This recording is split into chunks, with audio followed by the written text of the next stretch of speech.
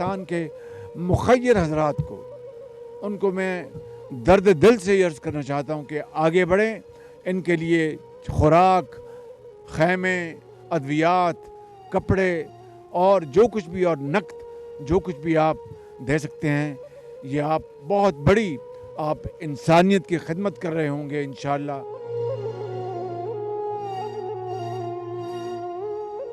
بسم اللہ الرحمن الرحیم. السلام علیکم. پروگرام درد آشنا میں میں ہوں آپ کی میزبان ڈاکٹر فرحانہ اویس.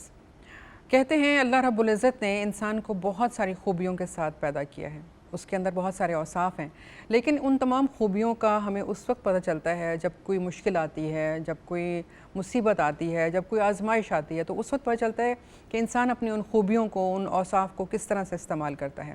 حالیہ سیلاب نے ہمیں بتایا کہ ہمارے لوگ، ہمارے پاکستانی، ہمارے بہن بھائی کتنے زیادہ خوبیوں کے مالک ہیں اور کس قدر ایک جذبے کے ساتھ وہ کام کو آگے بڑھاتے ہیں، خوبصورتی کے ساتھ.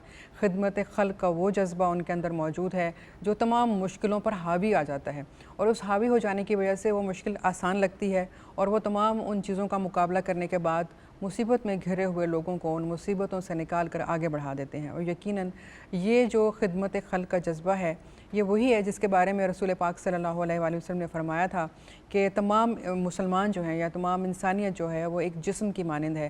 جب جسم کے کسی ایک حصے میں تکلیف ہوتی ہے تو پورا جسم اس کو محسوس کرتا ہے. بالکل اسی طرح پاکستانی قوم ہر مشکل میں، ہر کسی بھی قسم کی مشکل اور پریشانی میں اکٹھے ہوتے ہیں، مل کر کھڑے ہوتے ہیں، ان مشکلات کا مقابلہ کرتے ہیں اور مصیبت میں گھرے اپنے بہن بھائیوں کو وہاں سے نکال کر ایک اچھی صورتحال کی طرف لے جاتے ہیں. اور انشاءاللہ اس دفعہ بھی ایسا ہی ہو رہا ہے اور ہوتا رہے گا.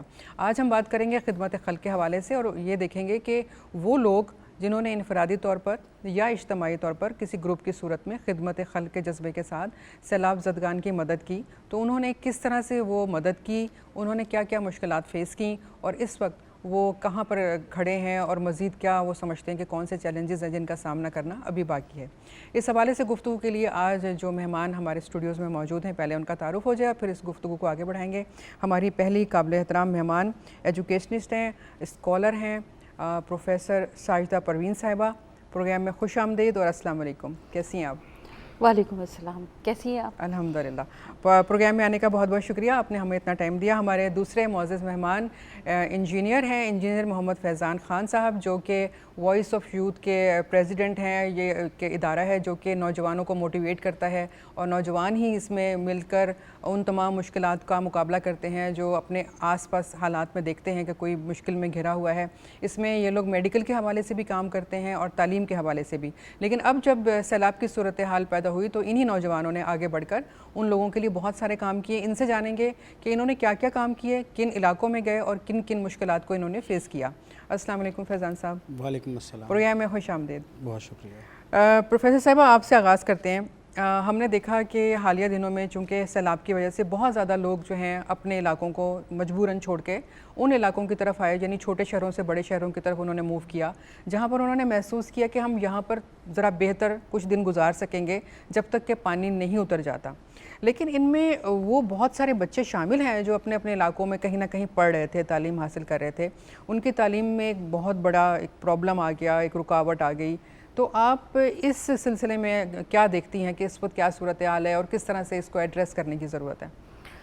بسم اللہ الرحمن الرحیم. آپ نے شروع میں ہی کہہ دیا کہ ایجوکیشنسٹ تو ماہر تعلیم کو یہ درد نہیں ہوگا تو کس کو ہوگا. بالکل صحیح. تعلیم کے ساتھ جو ہم دیکھ رہے ہیں پچھلے 2 سال کے اندر، آپ نے کرونا میں دیکھا جی جی ہم اسکولوں سے دور رہے، لیکن کسی نہ کسی حد تک اگر میں کہوں کہ سرکاری طور پر نہیں تو پرائیویٹ اداروں نے یہ کوشش کی کہ بچوں کو آن لائن تعلیم کے ذریعے اس تمام تر ماحول کے ساتھ ہے نا ایفیلیٹڈ رکھا جائے اور ان کو جو گیپ ہے ان کو پورا کیا جائے. لیکن بہرحال کسی حد تک کا وہ معاملات تو نہیں پورے ہو پاتے جو فارمل ایجوکیشن کا ایک باقاعدہ آؤٹ پٹ ہوا کرتا ہے یا کوالٹی ایجوکیشن ہوتی ہے. لیکن بہرحال کیا کرتے وہ تو ناگہانی آفت تھی، زندگی میں پہلی مرتبہ دیکھی تھی، تو جیسا بھی ہاتھ پیر مار کے ہم نے کر لیا. لیکن میں آئی مسٹ سے ڈاکٹر صاحبہ کہ اتنا بڑا کام کیا اساتذہ کرام نے اس وقت گھروں میں بیٹھ کے کہ انہوں نے بچوں کو فری نہیں رہنے دیا، انہوں نے مستقل ان کو انگیج رکھا، انہیں پورے ہوم ورک وہ بتاتے رہے، اساتذہ کرام کرواتے رہے.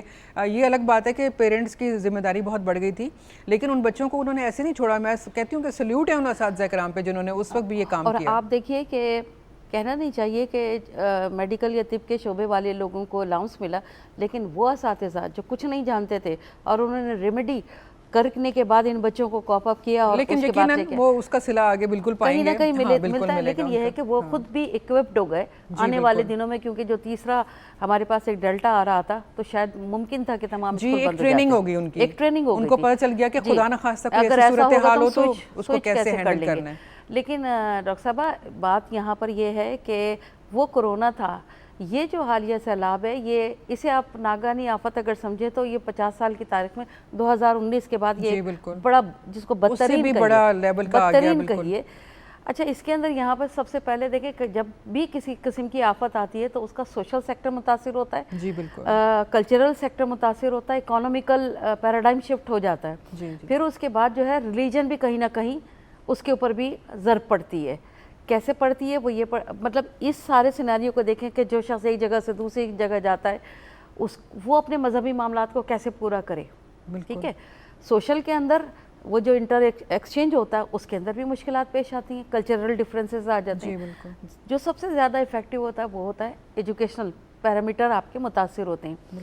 اور ایجوکیشن کو اگر آپ 4 حصوں میں بانٹتے تو دیکھیں پرائمری بھی ہے، سیکنڈری بھی ہے، تھرڈ ٹرشری بھی ہے اور پھر پروفیشنل بھی ہے.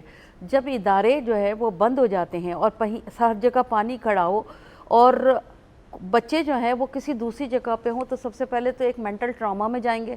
بالکل ایسے ہے نا، مینٹل ٹراما ہے، گھر میں کھانے کو کچھ نہیں ہے، حالات ایسے نہیں ہیں تو ایجوکیشن کا اس وقت وہاں پہ سوال ہی نہیں پیدا ہوتا. تو میں یہ سمجھتی ہوں کہ کم از کم اچھا پھر یہ کہ ایمرجنسی کے اندر ان کو جن اسکولوں اور کالجوں میں، کیونکہ یہی بڑی بڑی جگہیں ہوتی ہیں، یہاں پہ ٹھہرایا گیا، لیکن ادھر اکیڈمک ایئر متاثر ہو رہا تھا. جی جی بالکل، نارملائز کرنے کے لیے جب وہ اسکول اور کالج کھولے گئے اب ان کو وہاں سے کہاں شفٹ کیا جائے، اس کے لیے پھر تیسری جگہ. ایسے میں سمجھے پرائمری سیکنڈری ٹرشری کا بچہ جب متاثر ہوگا تو وہ اسکول میں ڈیسک پر یا کتاب کے ساتھ ماحول تو نہیں ہے، اس کے پاس جو آئیڈیل ہوتا ہے، جب کتاب کے ساتھ حاضر نہیں ہے تو انٹیلیجنشیا یعنی کہ اس کی جو اکیڈمک ایبلٹی ہے وہ متاثر ہو رہی ہے اور آپ اس کو اسس کر رہے ہو پورے یونیفارم پیرامیٹر سے، تو وہ کیسے سٹینڈ کر پائے گا. لیکن ڈاکٹر صاحب آئی مسٹ سے کہ ایک اچھی بات جو ہم نے دیکھی وہ کیمپس جن میں ان کو یہاں ٹھہرایا گیا، کراچی میں بھی آس پاس جو علاقے جہاں پہ ٹھہرایا گیا ہے وہاں پر ہم نے یہ دیکھا کہ ایسے اسٹوڈنٹس ہیں، ابھی اس کو آگے فیضان سے بھی ہم پوچھیں گے کہ جو وہاں پر مدد کے لیے جاتے ہیں لیکن وہ اسٹوڈنٹس وہاں پر پڑھا بھی رہے ان بچوں کو، اور انہوں نے ایک پورشنز بنا دیے ہیں کہ جو پرائمری کے بچے ہیں وہ یہاں بیٹھ کے پڑھ لیں گے، جو تھوڑے سے اس سے سیکنڈری کے ہیں وہ انہوں نے کوشش کی ہے کہ ان کو انگیج کریں. تو میں سمجھتی ہوں یہ بڑا ایک پازیٹیو اقدام ہے جو ہمارے بچے کر رہے ہیں اور یقیناً قابل تحسین ہے. میں ابھی جو آپ نے شروع میں انٹرو میں ایک بات کی تھی نا کہ پاکستانی قوم ویسے تو بڑی انتشار کی صورت میں نظر آتی ہے، ہجوم کی صورت میں، لیکن اللہ نہ کرے کہ کوئی پریشانی یا کوئی ایسی آفت آ جائے تو نہ جانے کیسے سب متحد ہو جاتے ہیں، اور یہ اس کا بڑا کریڈٹ ہے اللہ تعالیٰ نے، اللہ تعالیٰ کی رحمت ہے، اللہ تعالیٰ کی رحمت ہے. میری ایک دوست ہے، میں یہاں ذکر کر دوں کیونکہ دیکھیں بعض اوقات ایسے ہے کہ پیش منظر میں جو لوگ ہیں وہ سب نظر آ رہے ہیں، پس منظر میں کون کام کر رہا ہے. اچھا، اور ان تمام چیزوں سے دور ہے. میری دوست ہے اسلام آباد میں، بڑی اچھی اس کی ایکشن کنسلٹنسی چل رہی ہے اور وہ HR کی بھی بہت بڑی ٹرینر ہے. میں نے خود دیکھا اور وہ مجھے بھیجتی بھی ہے، آج کی صبح کی جو اس نے مجھے کلپ بھیجی تھی اس کے اندر وہ جو جگہ چھوٹی سی ہے اس میں انہی عورتوں نے یونیفارم سیے और बच्चियों को जहाँ पे लोगों को ठहराया गया, बच्चियों को देखें, ये अच्छी बात है ना, यही तो हम 2 मशीनें दी गई और लट्ठा और जो यूनिफॉर्म का कपड़ा बांध दिया गया और 15-20 बच्चियां तैयार होके, यकीन जानिए आज जब मैंने वो सुबह देखा तो ये वो उम्मीद के चिराग हैं जो हमने जलाए रखने हैं, और यही बातें हैं जो हम आपको बता रहे हैं कि देखिए मुश्किल हालात आते हैं, लेकिन अच्छी बात यह है कि आपने हार नहीं माननी है। जो भी आपके पास वसाइल हैं, जो सलाहियतें आपके पास मौजूद हैं, उनको लेके आपने आगे बढ़ना है। ये बच्चे हमारा मुस्तकबिल हैं, हमने इनको अकेला नहीं छोड़ना है। वक्त हुआ एक छोटी सी ब्रेक का, ब्रेक लेंगे, वापस आएंगे, इस गुफ्तगू को जारी रखेंगे।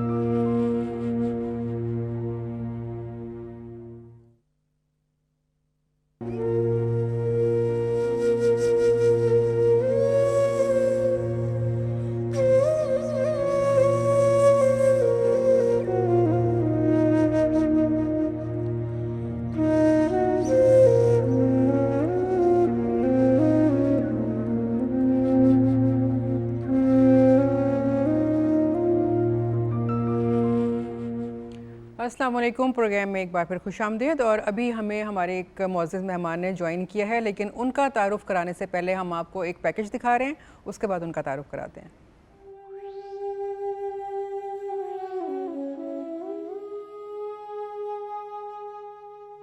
पाकिस्तान में सैलाब की तबाहकारियां किसी से ढकी छुपी नहीं।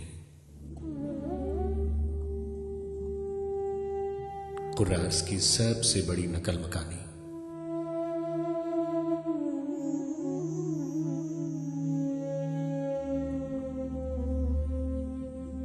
दो करोड़ से ज्यादा अफराद मुतासिर हुए। ये वो लोग हैं जो कभी दूसरों का वसीला बनते थे, मगर आज खुद वसीले की तलाश में हैं। बीमारियां हैं कि वबा की शक्ल इख्तियार कर गई हैं।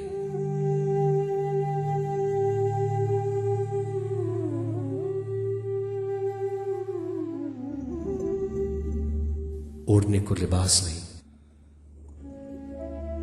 खाने और पीने को कुछ नहीं।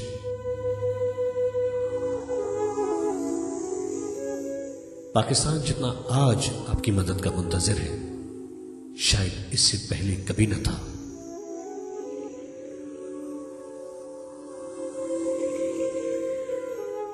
क्या आपको एहसास है कि सैलाब का पानी सब कुछ बहा कर ले गया? कम दीजिए या ज्यादा, कुछ तो दीजिए। कुछ भी तो नहीं है इनके पास। बस मैं निकला तो जो कुछ भी हो सका कर दिया मैंने। आप भी निकलिए, जल्दी कीजिए, जो कुछ हो सके कर दीजिए। अपने हमवतनों की मदद कीजिए, सैलाब ज़दगान की मदद कीजिए, इमदाद कीजिए। अल्लाह आप लोगों को शाद व आबाद रखे। जो लोग दूसरों का वसीला बनते थे, आज उन्हें वसीले की जरूरत है। थोड़ा दो, कुछ तो दो। कम दो या ज्यादा, मगर कुछ तो दो। जी, आपने पैकेज देखा, और इसमें जो वॉइस ओवर है या जो पूरा जो पैकेज है, ये हमारे मेहमान ने ही तैयार किया। ये इन्हीं का आइडिया था, और इसको देखकर अंदाज़ा होता है कि वो इस हवाले से कितने संजीदा हैं और इसको किस तरह से देखते हैं। तो हमारे मुअज़्ज़ज़ मेहमान, आप सबके, हम सबके पसंदीदा पाकिस्तान के मारूफ अदाकार कैसर ख़ान निज़ामानी साहब हमारे साथ मौजूद हैं, और हम सब इनकी संजीदा अदाकारी के मद्दाह हैं।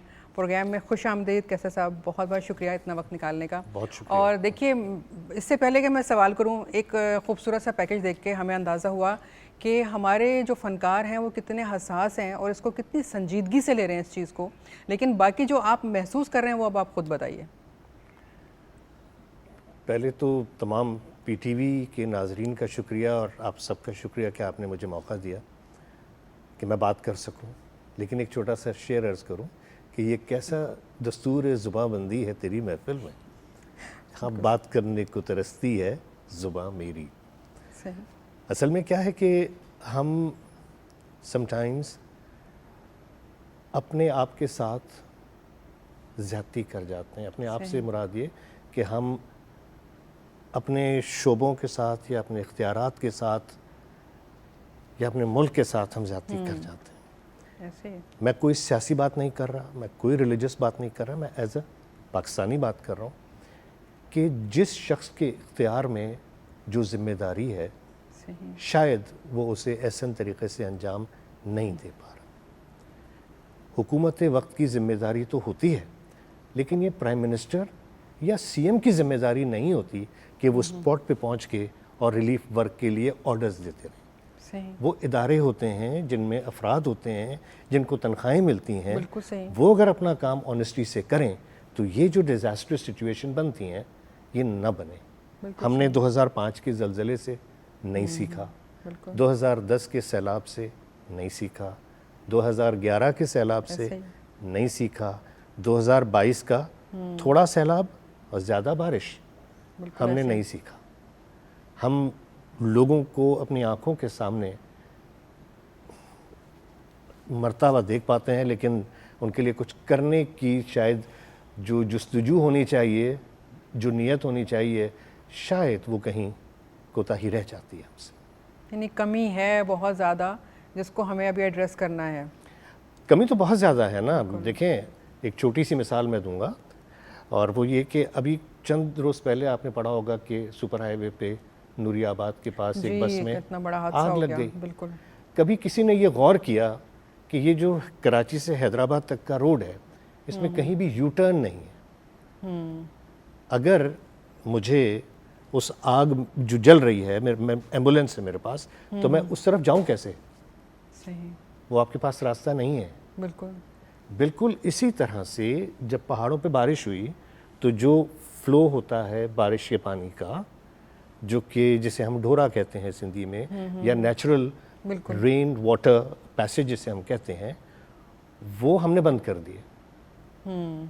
اب ان میں چاہے وہ روڈز آ گئے, ان کے بیچ میں ہم نے پارٹیشن دے دیا کیونکہ پانی کراس کر ہی نہیں سکتا. بالکل صحیح. تو اس وجہ سے پانی ٹھہر گیا, سائڈوں میں پھیل گیا, اور اس کا جو نکاس ہے وہ ممکن نہیں ہو سکا, جو کہ آج تک نہیں ہو پایا.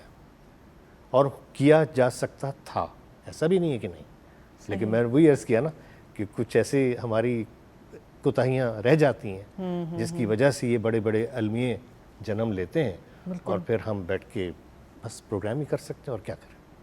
اللہ تعالیٰ اب ہمیں ہمارے اداروں کو اور ان لوگوں کو جو کہ اس کے لیے ذمہ دار ہیں, ان بس یہی کہہ سکتے ہیں کہ ان کو آگے آ کر کچھ زیادہ کام کرنا ہے. ان کو اللہ تعالیٰ نے اب ایک اور جو ہے موقع فراہم کیا ہے کہ آگے بڑھو اور کام کرو, اس میں بہتری پیدا کرو. سوری آپ کی بات میں بیچ میں ادب سے کاٹ رہا ہوں. اس میں ہمیں ایک موقع یہ ضرور ملا ہے کہ اگر ہمارے پاس کسی چیز کی کوتاہی رہ گئی ہے, کوئی ہمیں نیچرل واٹر ویز اگر ہم نے بلاک کر دیے ہیں, ہمارے ٹاؤنز, ہمارے جو شہر ہیں, ان کے انفراسٹرکچر میں کوئی ایسی تبدیلی لائی جانی چاہیے, تو یہ موقع ہے. ایگزیکٹلی, بالکل. کیونکہ دیکھیں اب ہم نئے شہر, نئے دیہات, سب چیزیں نئی بنا رہے جا رہے ہیں نا. اب ہم نے ریہیبلیٹیشن کی طرف بڑھنا ہے, اور ہم اسی کی پلاننگ بھی کر رہے ہیں, اس پہ کام کر رہے ہیں, تو ہمیں اس پر بہت زیادہ توجہ دینے کی ضرورت ہے. فیضان, آپ کی طرف بڑھتے ہوئے جاننا چاہوں گی, آپ نمائندگی کر رہے ہیں نوجوانوں کی, اور جو آپ کا ادارہ ہے وہ تمام نوجوان بچے بچیاں ہی ہیں جو مل کر کام کر رہے ہیں. اور جیسے کہ آپ نے پہلے بھی بتایا تھا کہ ہم لوگ صحت کے متعلق یا بچوں کے دیگر جو معاملات ہوتے ہیں اس کے متعلق کام کرتے ہیں, لیکن اس وقت ایسے حالات تھے کہ ہمارے اندر جتنے بھی بچے موجود تھے ان سب نے مل کے ایک جذبے کے ساتھ آگے بڑھے اور ان لوگوں کے کام کرنے کا سوچا. تو سب سے پہلے آپ لوگوں نے کون سے ایریا کو جا کے وزٹ کیا, اور اس وقت وہاں پر جو پرابلمس دیکھی اس کے بارے میں کچھ بتائیے. دیکھیں, سب سے پہلے ہم نے جیسا کہ آپ نے بتایا کہ ہم ایجوکیشن اور ہیلتھ کے اوپر لوگوں کی کام کر رہے تھے, لیکن جب یہ سیلاب آیا, اور سیلاب آنے کے بعد ہم نے جو ہماری ٹیم ہے اس نے بیٹھ کر ایک جو ہے وہ چیز کو دیکھا کہ جو سوشل میڈیا کے اوپر جو چیزیں آ رہی تھیں, جو لوگوں کی حالت آ رہی تھی, جو لوگوں کے معاملات آ رہے تھے, اس کو دیکھتے ہوئے ہم نے یہ فیصلہ کیا کہ ہم انٹیریئر سندھ کی جانب موو کرتے ہیں. سب سے پہلی ڈرائیو ہم نے جو کی وہ جا کے دڑوں کا ایک علاقہ ہے انٹیریئر سندھ میں, وہاں ہم نے کی. اچھا, اس میں ہم نے سب سے پہلے جا کے جب ہم نے وزٹ کیا تو ہمیں یہ اندازہ ہو گیا کہ اس وقت وہاں کیا چیزوں کی نیڈ ہے. تو ہم نے واپس آ کر یہاں پر اپنے ڈونرز سے اور لوگوں سے ہم لوگوں نے اپیل کی کہ جی ہمیں ڈونیشنز دیجئے, یا اگر آپ ہمیں ڈونیٹ نہیں کر رہے کیش کی صورت میں, آپ ہمیں سامان دلا دیجئے. अल्हम्दुलिल्लाह हमारे पास तकरीबन इतना सामान जमा हो गया कि 200 फैमिलीज़ का राशन फ़र्स्ट जो ड्राइव हमने की थी 200 फैमिलीज़ का राशन खुश्क अजनास जिसमें थे, जिसमें भुने हुए चने थे, जिसमें बिस्किट्स थे, जिसके अंदर खजूरें थीं, जिसके अंदर खुश्क दूध था, ये तमाम चीज़ें लेके हम वहाँ पहुँचे। वहाँ फिर हमने मेडिकल कैंप भी लगाया। मेडिकल कैंप के साथ साथ हमने लोगों को खुश्क अजनास भी प्रोवाइड की। पानी कुछ मौजूद था, कुछ नहीं था, लेकिन उसके बाद फिर हमारी एक टीम है जो मीरपुर ख़ास में काम कर रही है। उन्होंने हमें ये बताया कि मीरपुर ख़ास और इसका जो गिरदोनवाह के जो इलाके हैं वो बहुत ज़्यादा डिस्टर्ब हैं। और वाकई जब हम वहाँ पहुँचे तो हमने ये देखा कि स्टिल अब भी जो लास्ट संडे गुजरा है, मैं आखिरी ड्राइव वहाँ अभी जो करके आया हूँ, स्टिल अब भी 6-6, 5-5 फीट पानी मौजूद है। लोगों के अंदर जो बीमारियाँ फैली हुई हैं उसका कोई पुरसाने हाल नहीं है। हम यहाँ से अपनी मदद आपके तहत अपने डोनर्स की मदद के साथ या जो हमारे लोग हैं जो हमारे साथ हेल्प आउट कर रहे हैं उनकी मदद के तहत हम जो है यहाँ से डॉक्टर्स को भी लेकर जाते हैं अपने साथ। वहाँ पे फ्री मेडिकल कैंप्स भी लगा रहे हैं। वहाँ पे जो इस वक्त सबसे ज़्यादा परेशानी का जो बायस है वो है मलेरिया और डेंगू। हमने अपने कुछ डोनर से रब्ता किया, उन्होंने हमें सपोर्ट किया और हमने डेंगू जो फोगर मशीन है, एंटी फोगर मशीन, हमने वो परचेज़ की। अच्छा, वो आप लोगों ने खुद परचेज? जी, वो हमने खुद परचेज़ की। उसकी मेडिसिन हमने परचेज़ की। उसका डीजल पेट्रोल जो होता है वो हम सब यहाँ से लेकर जाते हैं साथ। और पहले उतरते के साथ ही जब हमारी गाड़ी वहाँ पहुँचती है तो उस पूरे सराउंडिंग एरिया के अंदर, चाहे वो कितना बड़ा एरिया हो, हम वहाँ पे अपनी जो हमारी टीम है उसकी मदद के तहत पूरे एरिया के अंदर डेंगू स्प्रे करते हैं पहले, क्योंकि इस वक्त डेंगू और मलेरिया वहाँ पे इतना बुरा फैला हुआ है कि आप सोच नहीं सकते। और दूसरी सबसे बड़ी जो वहाँ बीमारी है वो जल्द की बीमारी हो गई है। लोगों को दाने, ख़ारिश और इस तरीके की वहाँ बीमारियाँ हैं कि आप सोच भी नहीं सकते। मेडिसिन, साफ पानी नहीं है, पीने का पानी नहीं है, बॉडी को वॉश करने का पानी कुछ भी नहीं है, तो नेचुरली स्टिल अभी भी अगर आप देखें ना तो वहाँ पे 6-6, 5-5 फीट पानी मौजूद है। अच्छा, राशन हम तकरीबन अब तक 2-2.25 हज़ार फैमिलीज़ को हम राशन बांट चुके हैं। उसकी वजह कि हमारी कामयाबी की एक वजह ये थी कि हमने एक एरिया को फोकस कर लिया कि हमने मीरपुर ख़ास का एक, अब जैसे मैं आपको अगर एग्जांपल दूं, मीरपुर ख़ास में तकरीबन 30 या 40 किलोमीटर आगे एक एरिया है घोरजी के नाम से। अभी भी वहाँ 7 फीट पानी मौजूद है। हमने डी वाटरिंग पम्प के ज़रिए पानी निकालने की कोशिश की, जितना पानी हमसे निकल सका हमने निकाला। हमें सपोर्ट मिली वहाँ के मकामी लोगों की, लोगों ने हमारे साथ सपोर्ट किया। फिर जो सबसे बड़ा ड्रॉबैक है वो ये है कि हाईवेज़ पे जो लोग बैठे हुए हैं उनकी तो मदद हो रही है, ठीक, उनके लिए कैंप्स भी लगे हुए हैं, सही, उनको राशन भी मिल रहा है, उनको खाना भी मिल रहा है, लेकिन जो अंदर गांव के अंदर लोग मौजूद हैं उन तक उनके लिए मुश्किल है ना। हाँ, बिल्कुल ये जो आप कह रहे हैं, बिल्कुल ये जब जैसे कि पानी इधर वहाँ पे खड़ा हुआ है तो ज़ाहिर है जो रास्ता आसान है लोग वहाँ तक तो पहुँच रहे हैं, लेकिन ये जो आप लोग काम कर रहे हैं काबिल तहसीन है। इस पर मैं मज़ीद आपसे पूछूंगी। जैसे साहब आप इसको किस तरह देखते हैं? जैसे ये बता रहे हैं कि ज़ाहिर है जिन एरियाज़ में पानी ज़्यादा खड़ा है वहाँ पहुँचना भी मुश्किल है, लेकिन एक चीज़ जो हम हमेशा महसूस करते हैं कि जब कोई ऐसी मुश्किल आती है और जब कोई आर्टिस्ट खड़ा होता है तो उसके चाहने वाले भी खड़े हो जाते हैं उसके साथ। तो आप इसको इस वक्त किस तरह से देख रहे हैं? देखिए, हम लोग जो हैं वो एक लेवल तक ही कर सकते हैं ना। बिल्कुल सही, जिस तरह अभी भाई ने फरमाया कि बच्चों ने मिलकर ये काम किया। जी बिल्कुल, ये बहुत बड़ी बात है और कराची शहर में रहने वालों का बहुत बड़ा एहसान है कि वो उन लोगों की वहाँ मदद कर रहे हैं। मेरा सिर्फ एक छोटा सा क्वेश्चन मार्क मेरे जहन में ये आता है कि जो बच्चे इन कामों के लिए ट्रेंड नहीं हैं, फाइनेंशियली इतने स्ट्रांग नहीं हैं, फिजिकली इतने स्ट्रांग नहीं हैं, जब वो उन इलाकों में जाके काम कर सकते हैं तो फिर जो हमारे पास एक इदारा है प्रोविंशियल डिजास्टर मैनेजमेंट, वो लोग क्यों नहीं करते? I am sorry being so straight, but this is an honesty. आप चेक कर सकती हैं, ग्राउंड रियलिटीज़ देख सकती हैं, और अगर वो नहीं कर रहे तो हुकूमत वक्त की जिम्मेदारी है ना कि उन लोगों को एक्टिवेट करें, उनके कान खींचें थोड़े से। हाँ है, तो बहुत बड़ी बड़ी जिम्मेदारियां हैं। बिल्कुल आप सही कह रहे हैं। एक छोटी सी बात आप, मैं एक और चैनल पे मैं लाइव ट्रांसमिशन यही कर रहा हूँ और वो न्यूज़ चैनल है, उनके जो न्यूज़ रिपोर्टर्स हैं वो पूरे सिंध में फैले हुए हैं। सही। और मेरी ये कोशिश होती है कि मैं किसी को मौरूद इल्ज़ाम नहीं ठहरा रहा, मैं सिर्फ एक क्वेश्चन मार्क सबके सामने रख रहा हूँ कि यहाँ पर इस चीज़ की ज़रूरत है। बिल्कुल, आपके पास इख्तियार है, आप क्यों नहीं कर रहे हैं? सही। देखिए, वैसे सारा एक इंफ्रास्ट्रक्चर होता है हर गवर्नमेंट के पास और हर चीज़ के लिए कुछ ना कुछ उन्होंने तय किया हुआ होता है, तो यकीनन बहुत सारी ऐसी चीज़ें हैं जो हमें करनी चाहिए थी, नहीं हो पा रही थी, और कुछ लोगों ने की भी हैं, لیکن پھر بھی ہم سمجھتے ہیں کہ یہ نوجوان ہیں یا اساتذہ کرام ہیں, کچھ ڈاکٹرز ہیں جو اپنے اپنے طور پر یہ کام کر رہے ہیں, یعنی ایک امید کا چراغ روشن کیے ہوئے ہیں یہ لوگ. یہ بہت بڑی بات اور ہے, یہ اتنی اچھی بات ہے, یہی وہ جذبہ ہے جس کو ہم بار بار ایسے لوگوں کو سامنے لا کے آپ لوگوں کے اندر بیدار رکھنا چاہتے ہیں کہ اگر آپ میں سے کوئی اس جذبے کے ساتھ ان لوگوں کے ساتھ مل کر کام کرنا چاہتا ہے تو آگے بڑھے, تاکہ ہم اپنے لوگوں کی اصل جو اس وقت ضرورت ہے وہ ہے مدد, ہم ان لوگوں کی مدد کر سکیں, چاہے کسی بھی ریفرنس میں ہم ان کی جو بھی نیڈ ہے اس کو پورا کرنے کے قابل ہیں وہ ہم کر سکیں. تو ہمیں ایک بریک کے لیے بھی کہا جا رہا ہے, تو پہلے بریک لے لیتے ہیں اور بریک سے واپس آئیں گے تو پھر ہم کچھ اور, ہماری ساتھ ایک پروفیسر صاحبہ بھی موجود ہیں, ایجوکیشن کے حوالے سے کچھ چیزیں ان سے اور جاننا چاہیں گے. تو مختصر سے بریک لیتے ہیں, واپس آ کر اس سلسلے کو جاری رکھیں گے.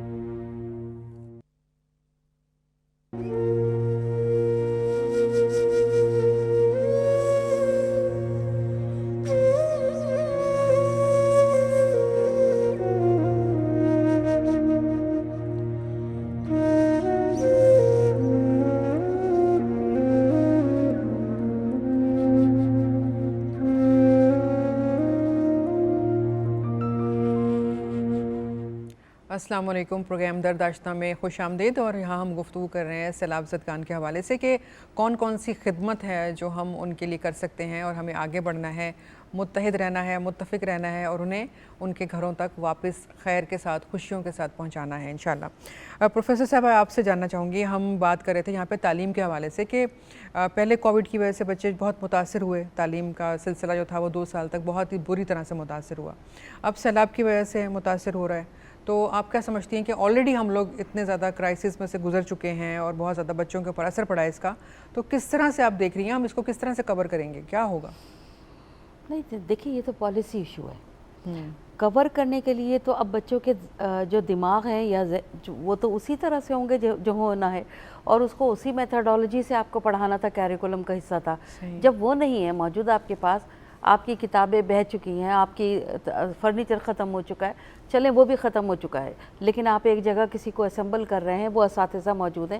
ہو سکتا ہے کیونکہ جیسے ہم نے کرونا کے اندر جو ایک اسٹریٹجی تھی کہ ریڈیوس سلیبس کے ساتھ بچوں کو کم از کم گریڈنگ تو ہو گئی تھی, ان کا تعلیمی نقصان یا یہ فیوچر اورینٹیشن کا سوال ہے کہ آپ کی عمر بچتی ہے, آپ کا جو نقصان ہونے جا رہا ہوتا ہے وہ نہیں ہوتا.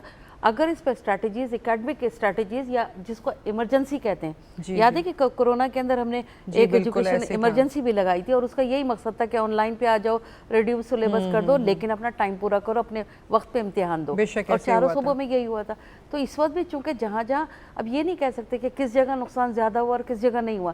اگر یہ افیکٹڈ جو ایریا ہے, اگر ان کے اندر بھی ایجوکیشن ایمرجنسی لگا دی جائے, ہر صوبہ اپنے طور پر لگائے, اور پھر اس کے بعد ان بچوں کو, ان علاقوں کو اگر ریڈیوس سلیبس کے ساتھ اگر آپ ان جگہوں کے اوپر گزار دیں تو وہ بچے بھی بچ جائیں گے, اور مطلب ان کا آگے کا نقصان بھی نہیں ہوگا.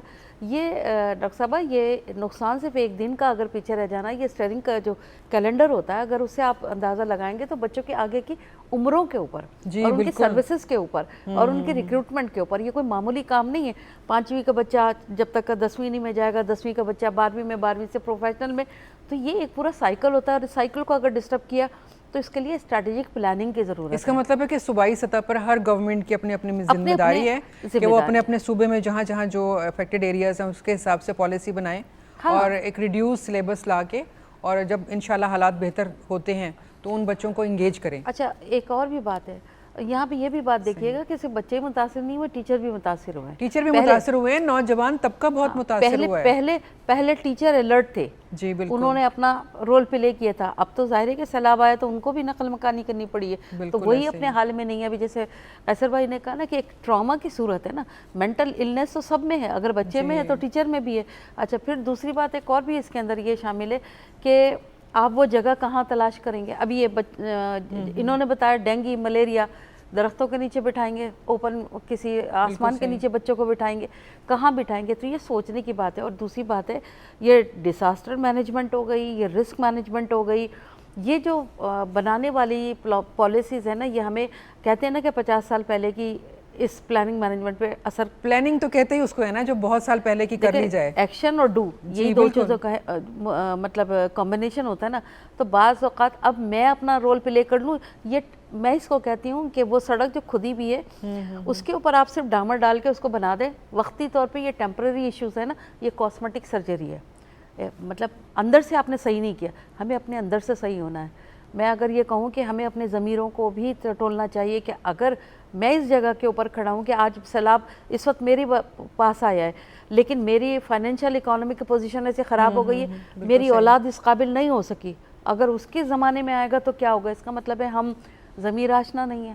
جی, اس کا مطلب ہے کہ ہم یہ سوچیں کہ جو ہمارے سامنے ابھی ہاتھ نیچے کر کے کھڑے ہیں, اگر ان کی جگہ پر ہم ہوتے تو کیا ہوتا؟ اور جب تک ہم اس کو اس طرح سے نہیں سوچیں گے تو ہم اس کو اتنی سنجیدگی سے حل بھی نہیں کر سکتے. ایک چیز اس میں اور ہے ڈاکٹر صاحب, جن کے اپنے پیارے اس میں بہہ گئے, دیکھیں کھو دینے کا غم ساری زندگی نہیں جاتا, طبعی موت کا غم بھلا دیا جاتا ہے, وہ آہستہ آہستہ صبر آ جاتا ہے, لیکن جو اپنی آنکھوں سے دیکھ رہا ہو کہ یہ پانی اور وہ گیا, جی بالکل صحیح کہہ رہی ہیں, وہ درد کیسے دل سے جائے گا, وہ یادیں کیسے جائیں گی, اپنا گھر لٹ جانا, اپنا سامان ہو جانا, پھر واپس اسٹیبل ہونا. میں سمجھتی ہوں کہ اس کے لیے ہمیں ایک باقاعدہ سب لوگوں کو پبلک پرائیویٹ پارٹنرشپ کے تحت, دیکھیں این جی او اپنا کام کر رہی ہیں, یہ اپنے سیکٹر میں اپنا ہر کوئی اپنا رول پلے کر رہا ہے, ہیومنٹی برقرار ہے, بس اس کو اسمبل ہونے کی ضرورت ہے کہیں نہ کہیں.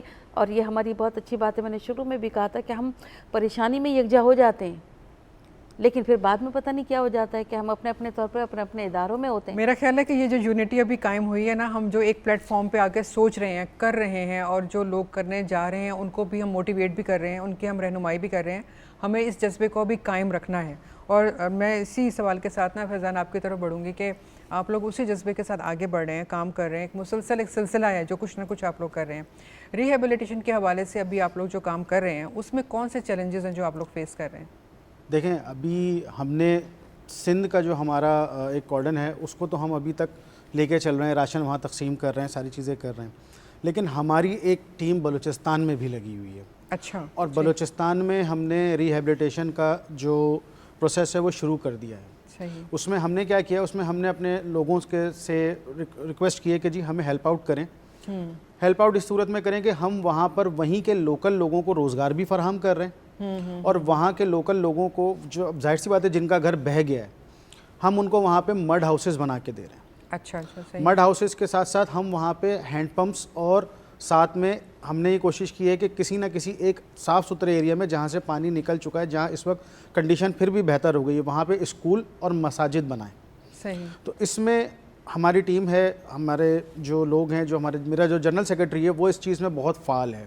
اچھا. وہ اس وقت بلوچستان میں ہی موجود ہے, گزشتہ 10 دن سے 15 دن سے وہاں موجود ہے, اور وہاں تمام چیزوں کو مانیٹر بھی کر رہا ہے. اس میں ہم نے کیا کیا, اس میں ہم نے یہ کیا ہے کہ وہیں کے لوکل جو مزدور ہیں, جو مزدور طبقہ ہے, اس کو ہم کہا کہ جی ہم آپ کو روزگار فراہم کر رہے ہیں, آپ اپنے ہی لوگوں کے لیے یہاں پر مڈ ہاؤسز بنائیے. ٹھیک. مڈ ہاؤسز بن رہے ہیں, اور ساتھ میں مساجد بن رہی ہیں, اسکولز بن رہے ہیں, اور ہینڈ پمپ جو پینے کے پانی کا, ظاہر سی بات ہے وہاں پینے کے پانی کا کوئی خاص انتظام اس وقت موجود نہیں ہے. اچھا, بلوچستان میں تو یہ مسئلہ ویسے بھی بہت زیادہ ہے پینے کے پانی کے حوالے سے. بالکل ایسا ہی. تو ہم کوشش یہ کر رہے ہیں کہ کسی نہ کسی طریقے سے پینے کا صاف پانی ایٹ لیسٹ ہم وہاں پہنچائیں. پھر کوشش بس میری یہ ہے, اور ہماری کوشش یہ ہوتی ہے کہ ہم ان تمام لوگوں سے جو نیکی کے کام میں بڑھ چڑھ کے حصہ لینے کے خواہش مند ہوتے ہیں کہ زیادہ سے زیادہ چاہے وہ کسی بھی ادارے کو ڈونیٹ کریں, ایٹ لیسٹ ڈونیٹ نہیں کر رہے ان کو سامان کی پرووائڈنس کر دیں, ان کو سامان دلوائیں تاکہ وہاں جا کے کیش نہیں دینا چاہ رہے تو وہ سامان دے دیں, خود دیکھ لیں کہ کس چیز کی ضرورت ہے. میں آپ کو بتاؤں نا, ہم نے جتنی اب تک ڈرائیوز کی ہیں, میں نے تقریباً 17-18 فیز میں کر چکا ہوں. کراچی 2 ہے, میرپور خاص. اس میں سب سے بڑی چیز میں آپ کو بتاؤں, میرے ساتھ جتنی بھی میری ٹیم ہے وہ سارے آن گوئنگ جاب والے لڑکے ہیں, نوجوان بچے ہیں, اسکول کالجز یونیورسٹیز جانے والے ہیں, لیکن سیٹرڈے کو ان کو پتہ ہوتا ہے کہ ہم نے میرپور خاص جانا ہے. تو سیٹرڈے رات کو 10 بجے وہ سارے ہمارے آفس میں جمع ہوتے ہیں, ہمارا ٹرک نکلتا ہے.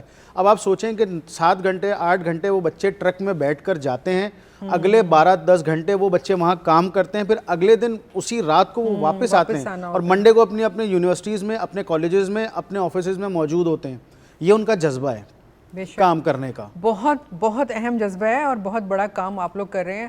میں تو ہمیشہ کہتی ہوں کہ ہمارے جو یوتھ ہے نا وہ لائق تحسین ہے, مبارکباد کے مستحق ہیں آپ لوگ بھائی, جو جس طرح سے کام کر رہے ہیں اور دن رات کر رہے ہیں. میں آپ کو بتاؤں نا, میں نے آپ سے کہا نا کہ ہم نے کیش کسی سے نہیں لیا. ہم نے کہا آپ ہمیں کیش مت دو, آپ مجھے راشن کے بورے پیک کرا دو. کسی نے مجھ سے کہا کہ جی میں آپ کو 1.5 لاکھ روپے کیش دے رہا ہوں. میں نے کہا آپ مجھے کیش مت دو, آپ مجھے سامان دلاؤ. یہ دیکھیں جب آپ لوگ خود پہنچ کے دیکھتے ہیں اور آپ کو اندازہ ہوتا ہے کہ غذا میں کیا چاہیے, دوائیوں میں کیا چاہیے, تو تبھی آپ لوگوں کو گائیڈ کر سکتے ہیں کہ ہمیں غذا میں یہ چیز پیک کروا دیں یا میڈیسنز میں یہ چیز پیک کرا دیں. تو فیضان آپ نے بڑی اچھی بات کی ہے, جو ہمارا پروگرام دیکھ رہے ہیں ان کو بھی رہنمائی ملے گی. کیسر صاحب آپ سے جاننا چاہوں گی, بہت سارے چیلنجز ہیں, بہت ساری چیزیں جو آپ بھی دیکھ رہے ہیں, آپ کیا سمجھتے ہیں کہ ابھی کون سے چیلنجز ہیں جن کو ایڈریس کرنے کی بہت زیادہ ضرورت ہے؟ بہت شکریہ آپ نے مجھ سے بات کری. مجھے صرف پھر وہی سوال آتا ہے کہ یہ این جی اوز کیوں کام کر رہے ہیں یہاں؟ صحیح. آپ کے پاس سپریم کورٹ کا ایک واٹر کمیشن بنا تھا 2011 میں, اس کا 13 والیوم کی فائنڈنگز ہیں, اس کے ریزلٹس ہیں اور اس میں سجیشنز ہیں. بالکل صحیح. حکومت وقت وہ کیوں نہیں ایک پرچہ بھی کھول کے دیکھ لیتی تو یہ ڈیزاسٹر ہو ہی نا. انڈس واٹر کمیشن, اس کا 13 والیوم کی رپورٹ ہے جو کہ کوئی پڑھنے کو تیار نہیں ہے. اگر آپ اس کو دیکھ لیں تو یہ ساری چیزیں نارملائز ہو سکتی ہیں, ساری چیزیں ٹھیک ہو سکتی ہیں, لیکن ہم وہ کرنا شاید نہیں چاہتے. پھر اس کے بعد ہمیں پھر دیکھیں جو آپ محسوس کرتے ہیں آپ بولیں. میں بتا رہا ہوں نا, میں آپ کو بتا رہا ہوں, ہم نے سندھیوں کو اور بلوچیوں کو بھکاری بنا دیا ہے. خیرات کے پیسوں پہ پلتے رہیں گے, ہماری اپنی آنا ختم ہو گئی ہے. سمجھ گئیں؟ دس از واٹ آئی فیل, اور میں یہ کہہ رہا ہوں. What is rehabilitation? ان کے ساتھ ایسا ہوا کیوں ہے؟ کوئی اس بات پہ تو آئے نا. بلوچستان کے ساتھ, کے پی کے ساتھ, ساؤتھ پنجاب کے ساتھ, سندھ کے ساتھ ایسا ہوا کیوں ہے؟ دیکھیں یہ تو قدرتی آفت ہے. نہیں, قدرتی آفت نہیں ہے. Very sorry. نو, بارشوں کا تو نو, ویری سوری. نو میم. ہاں, لیکن ادارے بہرحال اپنا کام کرتے ہیں, اس کو ہم جھٹلا نہیں سکتے. دیکھیے آپ جس چیئر پہ بیٹھی ہیں, آپ کو بہت سنبھل کے بات کرنی ہے. میں مہمان ہوں, میں کچھ بھی کہہ سکتا ہوں, لیکن میں کسی کی برائی نہیں کرنا چاہ رہا. میں صرف ایک eye opener for every Pakistani کہ خدا کے واسطے کچھ تو آنکھیں کھولیں. ہم اپنے لوگوں کو بھکاری کیوں بنا رہے ہیں؟ ہم ان کی عزت نفس کو ہرٹ کر رہے ہیں. یہ بات آپ صحیح کہہ رہے ہیں. آپ مجھے بتائیں کہ اس وقت ایک نوجوان لڑکا, سمجھیں کوئی 12-14 سال کا, اس کے خیمے میں بہن بھی بیٹھی ہیں جو کہ شادی کے لائق ہیں, ماں بھی ہیں, اور وہ اپنے باپ کو ننگے پاؤں اس راشن بانٹنے والے ٹرک کے پیچھے بھاگتے دیکھتا ہوگا تو اس کی سائیکی کیا ہوتی ہوگی؟ آپ کیا سمجھتی ہیں کہ 5 سال کے بعد وہ نوجوان جب بڑا ہوگا, 12-14 سال سے وہ 18-19 سال کا ہوگا, وہ کیا کرے گا؟ نہ اس کے پاس کوئی جاب سیکیورٹی ہے, نہ اس کے پاس کوئی ایڈوکیشن ہے, نہ رہنے کے لیے کوئی جگہ ہے. وہ پھر منتظر ہوگا کہ کوئی آئے گا اور اسے راشن آ کے دے کے جائے گا, اور اس کا باپ جو بوڑھا ہو چکا ہے وہ شاید مرنے کے لائق ہوگا. اس کی بہن کے ساتھ کیا ہوگا؟ یہ جو ہم دیکھ رہے ہیں, اغوا ہو رہی ہیں بچیاں, لڑکے, اور یہ 500 لاشیں مل رہی ہیں اسپتالوں کے اوپر سے, یہ کیا ہے؟ ان کے اعضاء کہاں جا رہے ہیں؟ اس میں بہت خیال سے حکومت کو مانیٹر کرنا ہے چیزوں کو. یہ زندہ لاشیں ہیں اس وقت ہمارے پاس. ہمیں صرف ان کو زندہ نہیں رکھنا ہے, ہمیں انہیں صرف ریہیبلیٹیٹ بھی نہیں کرنا ہے. آپ کے پاس اگلی فصل نہیں ہے سندھ میں. ہم نے دراصل ان لوگوں کو موٹیویٹ کرنا ہے جو اس وقت آن گراؤنڈ کام کر رہے ہیں. نہیں, ود آل ڈیو ریسپیکٹ, ہم نے اپنے اداروں کو اسٹرانگ کرنا ہے جن کی ذمہ داری ہے, چاہے وہ اریگیشن ہو, چاہے وہ اسکارپ ہے, جن کے ٹیوب ویلز ہیں, جن کا کام ہے کہ وہ پانی کو ڈرین آؤٹ کرائیں کینالز کے اندر. یہ ہم سب کی, اور جو انکروچمنٹ ہوئی ہوئی ہے, چاہے وہ مورو کے علاقے میں ہوئی ہوئی ہے, چاہے وہ ٹنڈو محمد خان کی طرف ہوئی ہوئی ہے, جہاں سے پانی کی گزرگاہیں ہیں جنہیں ہم نے روکا ہوا ہے. کچھ ایسے انفلوئنشلز ہیں جنہیں سب جانتے ہیں, نام کوئی نہیں لے گا. تو اگر حکومت کو اپنی ریٹ قائم کرنی ہے تو ان کو یہ انیشیٹوز لینے ہیں, تو یہ سارے مسئلے ہی ختم ہو جائیں گے نا. اب این جی اوز کے میں خلاف نہیں ہوں, بہت زیادہ کام کر رہی ہیں, لیکن آپ یہ بھی تو دیکھیں نا, کوئی ڈیزاسٹر ہوتا ہے این جی او ترقی کر جاتی ہے. بھائی ان کو تو خیرات ملی, آپ لوگوں کو دو, لیکن نہیں, ان کی 4-4 کروڑ کی 10-10 کروڑ کی تو گاڑیاں آئیں گی پہلے, وہ پیسہ کہاں سے آتا ہے؟ صحیح, ایسے ہی اب with all due respect, میری بات کو کوئی برا نہ مانے, لیکن ہمیں چیزوں کو مانیٹر کرنا ہے. جو گراؤنڈ ریئلٹیز ہیں ان کو ہم چھٹلا تو نہیں سکتے, نہیں چھٹلا سکتے, ظاہر ہے وہ تو ہمیں نظر آ رہی ہیں. ہمیں اپنے لوگوں کی خدمت کرنی ہے, چاہے کوئی بھی پولیٹیکل پارٹی ہو, چاہے کوئی بھی ہو, ہمیں اپنے لوگوں کے لیے کام کرنا ہے, چاہے وہ پاکستان کے کسی بھی صوبے, کسی بھی شہر سے اس کا تعلق ہو. ہمیں اپنے لوگوں کو ایک رسپیکٹیبل وے میں ریہیبلیٹیٹ کر کے اور انہیں کاروبار زندگی دینا ہے, انہیں کوئی کچھ سکل سکھانی ہے. اس وقت جو سب سے زیادہ متاثر ہوئے ہیں وہ ایگریکلچر طبقہ ہے, جو ہمارے کسان ہیں. دیکھیں, پلمبر کو, الیکٹریشین کو, میسن کو نوکری کہیں بھی مل جاتی ہے, وہ روزگار کما لے گا, لیکن ایک جو کاشتکار ہے یا جو کسان ہے اسے تو نوکری نہیں ملے گی, اور وہ پھر اگائے گا نہیں تو پھر ہم کہاں سے کھائیں گے جو شہروں میں بیٹھے ہیں. ایک چیز جو ہم اور شاید اس پہ ہم غور نہیں کر رہے, ہمارے یہاں جو فصل ہوتی ہے, ایک تو آپ کی ہوتی ہے اینول, ایک 6 مہینے والی, ایک ہوتی ہے کوارٹرلی سبزیاں. جی بالکل, سبزیاں اگانے والے کچھ نان مسلمز بھی ہیں. صحیح, جن علاقوں میں کھیتی باڑی ہوتی ہے, جی بالکل, ہاں ہر جگہ سے آ رہی ہوتی ہیں چیزیں, مرچیں, یہ جو فصلیں جو روزمرہ کی, وہ ہمارے پاس ایک طبقہ ہے جسے ہم بھیل یا کولی کہتے ہیں. صحیح, اچھا, وہ بھی اسی طرح خیموں میں یا اپنی طرف سے کسی طرح پروٹیکشن لیے ہوئے سڑکوں پہ بیٹھے ہیں. وہ کچھ مانگ نہیں رہے, انہیں اگر کچھ مل جاتا ہے صبر شکر سے کھا لیتے ہیں, نہیں ملتا تو وہ چپ رہتے ہیں. لیکن ہمارے ہاں کچھ ایسے عناصر بھی ہیں جو کہ متاثرین نہیں ہیں, لیکن جب کوئی ڈسٹریبیوشن کے لیے وہاں جاتا ہے تو سب سے پہلے ان پہ اٹیک کیا جاتا ہے, وہ چیزیں لوٹی جاتی ہیں. یہ سوشل میڈیم پہ بھی ویڈیوز موجود ہیں, نیوز چینلز پہ بھی چیزیں موجود ہیں. تو اس وقت میں وہ انگریزی میں کہتے ہیں نا کہ trash of one man becomes treasure of another. تو اس وقت جو مجبور ہیں, جن کے پاس کچھ بھی نہیں ہے, لیکن وہ کچھ نہ ہونا بھی دوسروں کے لیے خزانے سے کم نہیں ہے. بالکل بالکل, آپ نے بہت اچھی بات کی. اور دیکھیں, پروگرام کا وقت بھی ختم ہو رہا ہے. میں تو بس یہی کہنا چاہوں گی کہ یہاں ہم جتنے مہمانوں کو بلاتے ہیں, یہ تمام وہی لوگ ہیں جو بہت حساس ہیں, جو ان تمام چیزوں کو بہت غور سے دیکھ بھی رہے ہیں, اس پہ کام بھی کر رہے ہیں, لوگوں کو گائیڈ بھی کر رہے ہیں اور رہنمائی کر رہے ہیں ان لوگوں کی جو کہ جاتے ہیں, کام کرتے ہیں, ان بچوں کی, ان بڑوں کی, تمام لوگوں کی. لیکن پھر وہی بات ہے کہ ہمیں جو کچھ بھی ہم کر رہے ہیں, ہمیں اب مستقل اور مضبوط بنیادوں پر کرنا ہے. اب جو کچھ یقیناً گورنمنٹ کی بہت ساری ذمہ داریاں ہیں, کچھ وہ کر بھی رہی ہے, اس کو بہت زیادہ کرنے کی ضرورت بھی ہے. ہم جو اپنے طور پر دیکھ رہے ہیں انفرادی سطح پر یا کسی ادارے کی صورت میں ہم اگر مل کے کام کر رہے ہیں تو ہمیں بھی اس میں پلاننگ کے ساتھ چلنا ہے, یعنی کوارڈینیشن کو بھی مضبوط رکھنا ہے. جتنے بھی ادارے کام کر رہے ہیں وہ آپس میں مل کے کام کریں. جیسے فیضان نے بتایا کہ ہم نے کسی ایک ٹارگٹ کیا علاقے کو, تو ہم نے اسی کے تمام مسائل کو ایڈریس کیا. وہاں پر کھانے کے معاملات ہیں یا وہاں پہ میڈیسن کے معاملات ہیں یا پانی کے ہیں یا مچھروں کو بھگانے کے معاملات ہیں, تو اس کے لیے انہوں نے میڈیسن کا بھی بندوبست کیا. تو یہ وہ کوارڈینیشن ہے جس کی ہمیں بہت زیادہ ضرورت ہے. وہ تمام لوگ جو کام کر رہے ہیں وہ مل کر اور اس طرح سے کام کریں کہ ایک ہی جگہ پر جو ہے وہ زیادہ چیزیں نہ چلی جائیں, بلکہ جہاں جہاں ضرورت ہے وہاں تک پہنچیں. پھر اس پروگرام میں آ کے لوگ یہ بھی بتا رہے ہیں کہ کون سے ایسے علاقے ہیں جہاں پر ابھی تک امداد صحیح سے پہنچی ہی نہیں ہے, ان علاقوں پہ جانے کی ضرورت ہے. صرف ٹرکس جو ہیں وہ مین روڈز پہ بیٹھے ہوئے لوگوں تک نہ پہنچا دیں. تو ایسے بہت ساری چیزیں ہیں جو ہم اس پروگرام میں جب ڈسکس کرتے ہیں تو ہمیں اندازہ ہوتا ہے کہ کہاں پر امداد جا رہی ہے, کہاں پر نہیں جا رہی, کن کن جگہوں پر کام کرنے کی ضرورت ہے اور کن کن اداروں کو کام کرنے کی ضرورت ہے جو کہ پوری طرح سے اپنا کام انجام نہیں دے رہے ہیں. لیکن بہرحال یہ ہمارا وطن ہے, یہ ہمارے لوگ ہیں, ہم نے اپنے وطن کے لیے, اپنے لوگوں کے لیے مل کے کام کرنا ہے. مایوس نہیں ہونا ہے, گھبرانا نہیں ہے, پریشان نہیں ہونا ہے, لیکن کام کرتے رہنا ہے. کیونکہ یہ کام چند مہینوں کا, چند دنوں کا نہیں ہے, اس میں ہمیں سالوں لگ سکتے ہیں. کئی سالوں تک ہمیں ریہیبلیٹیشن کے کاموں میں ان لوگوں کے ساتھ کھڑے رہنا ہوگا. تو مستقل مزاجی کی ضرورت ہے. تو آپ لوگوں سے یہی کہنے کا مقصد ہے کہ مستقل مزاجی کے ساتھ, امید کے ساتھ آگے بڑھتے رہیں, ان لوگوں کے ساتھ کھڑے رہیں تاکہ ان کو یہ احساس ہو کہ ہم سب ان کے ساتھ ہیں.